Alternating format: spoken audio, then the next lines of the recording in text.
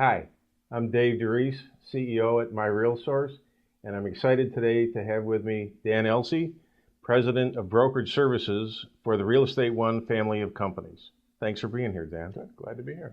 We're doing a series of videos this year because it's the 5th anniversary of the Great Lakes Repository. Here we are in October of 2013, and the Great Lakes Repository has now grown to 11 MLSs.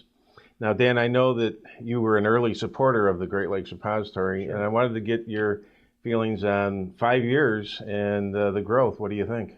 I think it's done great. It's to think that you can get all those different MLSs with different platforms, different users, different ideas of how they want to see data and use data all together to agree on one system is pretty amazing. So congratulations. Yeah, It's a lot of hard work. It's been a lot. It's been a lot of work, Yeah. and that's what I want to talk with you about. Is obviously the goal is to hopefully get to a statewide sharing of data and the benefits that come with that. We want to talk about that right now. This is also the 5th anniversary of the Michigan Association of Realtors Task Force on MLSs. Kelly Sweeney chaired that back in 2008. We did a video with him a couple of months ago, and that's where he discussed the fact that there were 3 main conclusions that task force came up with. One was that they did not want to see one MLS for the entire state. Instead, what they wanted to see was my listings shared in your MLS or your MLS listings shared in my MLS so that we could see those. So those were 2 things. But the third thing, the one that made the top 3, was standardization. Now, we didn't get a chance to talk with Kelly about that. That's one of the things I want to focus with Dan today is standardization. Why do you think standardization made the top 3? Well, I think from our standpoint as a broker that has offices in multiple areas and multiple MLSs, it's pretty easy to see.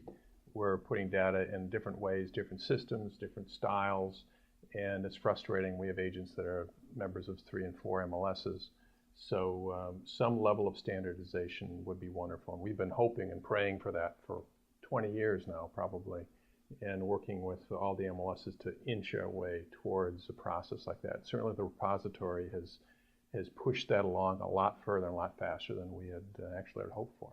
And I think that one of the reasons the Great Lakes Repository has sped up that process towards standardization is that unlike Realtor.com or other platforms where just a little bit of information is shown, the Great Lakes Repository takes the entire data set for each of the listings and maps all of that. Well, because you're mapping every single field and every single lookup value, that's why all of a sudden it's important to have a conversation with these other 11 MLSs you're sharing with as to, well, wait a minute, you call this field that and we call it this, and can we meet in the middle, and how do we agree on what that is? And that's led to the standardization. And I think that you mentioned it probably is the input side really where the... Well, it's all levels. Input certainly is the first pain point, right? And you're trying to figure out how to get things in easily. And from our standpoint, we would love to see a process where we can put information into our own system and be able to send that to a standardized platform. That from that platform you then send the information, whether it's to a local MLS, whether it's to Realtor.com, Zillow, Trulia, but that repository becomes the data management pool for all of our information. And rather than drawing back from the MLS, we're putting into and using that as setting not just the input standards, but the activity standards, the data standards for the whole organization. And are there besides that pain point of being the input side, are there other places from a brokerage point of view, other operations where standardization might help, whether it be CMA platforms or other things? All of those things. It allows a broker to a little bit more freedom as to what type of programs and services they want to offer their sales associates. Allows them to probably give them a little more freedom in differentiating their service model from a competitor's service model, because you're not tied into with an MLS system where you put everything in that MLS and it's focused on there. You tend to be whatever that MLS provides in service programs for salespeople. You're sort of stuck with that. You don't have a lot of freedom. But this gives us, it's not just freedom of input, but it's freedom of output too. And more flexibility. Yeah. Yeah. Now, I know that another thing that's important is IDX feeds. I know that if there were greater standardization Oh, goodness, yeah. in IDX feeds, because right now many MLSs differ in what they include, the fields that they include, and things like that. Would that be a benefit? Yeah, IDX is a big problem. We have, it's the same, IDX is the same issue, multiple MLS inputs.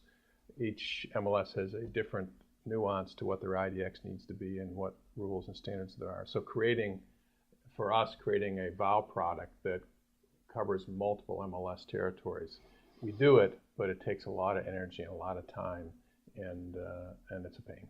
So not only the feed itself, what's included, but then the rules that are associated, those rules also have room to be standardized. Absolutely. As well. And that's another offshoot from the repository, is because we have these relationships that are being built now that sharing is happening, these conversations can happen even in a better way. It's not really, from our standpoint, since we're in multiple MLSs, you have that, as a larger broker, you have that issue, but it isn't so much even a large broker versus a small broker issue, because every broker has that issue of some level of standardization and some level of structure, even if it's just within a single MLS. It still gives that broker freedom, because their information is in a separate repository, to decide what they want to do with that information, whether it's even within their own MLS or something entirely different. Right. So what we've learned today is that standardization of the data is a very critical part of the effort in sharing data throughout the state, and hopefully we'll get there soon. And it's something we're looking forward to and would support along the whole process. Awesome. Well, if you'd like to get more information on this effort and help support this effort, please visit Greatlakesrepository.com, and at that site you'll find a link to the YouTube channel where you'll find this video as well as the other videos we've done this year that celebrate the 5th anniversary of the Great Lakes Repository. Thank you. Thank you, Dan. Thank you.